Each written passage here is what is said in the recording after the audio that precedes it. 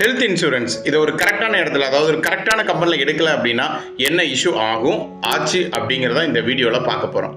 Okay, so இன்னைக்கு இருக்க சுச்சுவேஷனில் ஹெல்த் இன்சூரன்ஸ் அப்படிங்கிறது ஆல்மோஸ்ட் மேண்டட்டரி. ஏன் அப்படி சொல்கிறேன் அப்படின்னா அவ்வளோ ஹெல்த் இஷ்யூஸ். ஸோ அதனால் நிறைய பேர் எடுக்கவும் செஞ்சுட்டோம்.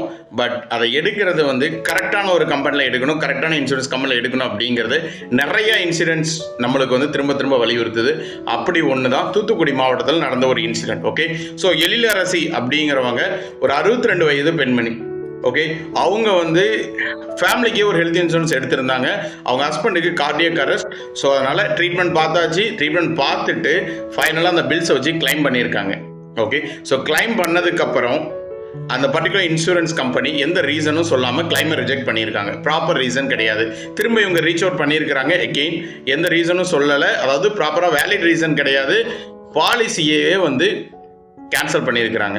ஓகே, ஸோ இதனால் எழிலரசி அப்படிங்கிறவங்க என்ன பண்ணாங்கன்னா கன்சியூமர் கோர்ட்டுக்கு மூவ் பண்ணிட்டாங்க. கன்சியூமர் கோர்ட்டில் அந்த ஹியரிங் எடுத்துட்டு அந்த கேஸை ஃபைனலாக வெர்டிக்ட் என்ன அப்படின்னா அந்த கிளைம் அமௌண்ட் 5,61,000 நினைக்கிறேன், அந்த அமௌண்ட்டை கொடுக்க சொல்லியிருக்கிறாங்க. எகெயின் அது கூட அடிஷ்னலாக ஒரு 50,000 மன உளைச்சலுக்காகவும் 10,000 அந்த கேஸ் எக்ஸ்பென்சஸ்.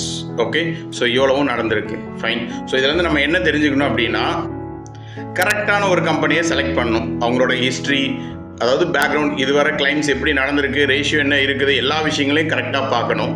இன்னொன்று, கம்பெனி ஏமாற்றணும்னு நினச்சிட்டான் அப்படின்னு சொன்னால் அது யாராக வேணாலும் இருக்கலாம். ஏன் சொல்ல வரேன் அப்படின்னா இந்த இடத்துல ஏமாற்றப்பட்டவங்க ஒரு நார்மல் ஒர்க்கு பண்ணிட்டு இருந்த ஆளுங்கன்னு கிடையாது. கவர்மெண்ட் ஜாபில் ஆல்மோஸ்ட் ஒரு retired bank manager. Okay, so நாங்கள் ஏமாற்றணும்னு நினச்சிட்டோம்னா யாரை வேணாலும் ஏமாற்றோம் அப்படிங்கிறது தான் இந்த மாதிரி கம்பெனிஸோட ஸ்டாண்ட். ஓகே, ஸோ அதையும் மனசில் வச்சுக்கோங்க. ஸோ பிராண்டு நேம் இதெல்லாம் வச்சு எதையும் போய் கண்மூடித்தனமாக போய் ஒரு இன்சூரன்ஸ் பாலிசி எடுக்க வேண்டாம் ஃபர்ஸ்ட். ஸோ நெக்ஸ்ட் விஷயம் என்ன அப்படின்னு சொன்னால் நிறைய நியூஸ் பேப்பர்ஸ், ஆக்சுவலாக இது இன்றைக்கி ஈவினிங் நியூஸ் பேப்பரில் வந்த ஒரு விஷயம். திரும்ப நான் நெட்டில் போய்ட்டு நிறைய சர்ச் பண்ணேன். பட் என்னால் அந்த இன்சூரன்ஸ் கம்பெனி என்ன அப்படிங்கிறத ஃபைண்ட் அவுட் பண்ண முடியலை.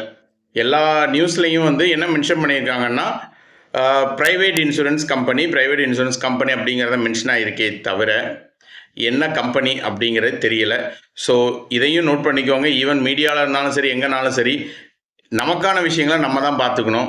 யாருங்க நம்மளுக்கு அத்தனை விஷயங்களையும் வெளிப்படையாக சொல்கிறதுக்கு எதுவும் கிடையாது. ஓகே, ஸோ உங்களுக்கு அது என்ன கம்பெனின்னு தெரிஞ்சால் கொஞ்சம் கமெண்ட் பண்ணிட்டு போங்க, மற்றவங்களுக்கும் யூஸ் ஆகும்.